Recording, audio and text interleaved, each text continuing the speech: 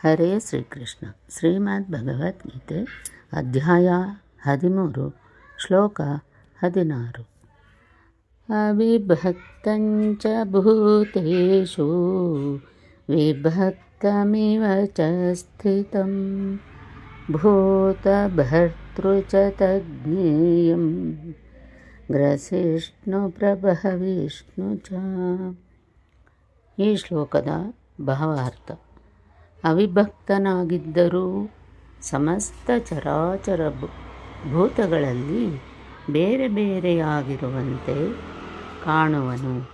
ಅಂತಹ ತಿಳಿಯಲರ್ಹನಾದ ಪರಮಾತ್ಮನು ಸಕಲ ಭೂತಗಳನ್ನು ಸೃಷ್ಟಿಸುವವನು, ಆಭರಣ ಪೋಷಣೆಗಳನ್ನು ಮಾಡುವವನು, ಕಡೆಯಲ್ಲಿ ಸಂಹಾರಕಾರಕನೂ ಆಗಿರುವನು. ಇಲ್ಲಿ ಬಾಹ್ಯ ಮತ್ತು ಆಂತರಿಕ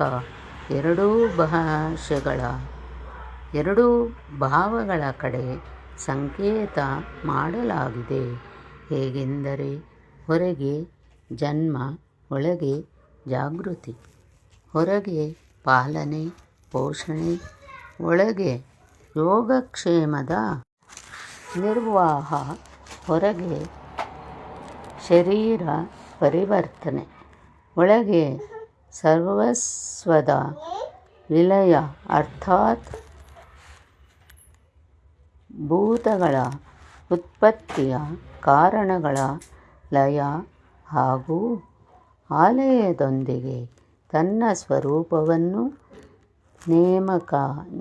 ಸೇರುವಿಕೆ ಇವೆಲ್ಲವೂ ಆ ಬ್ರಹ್ಮನ ಲಕ್ಷಣಗಳು.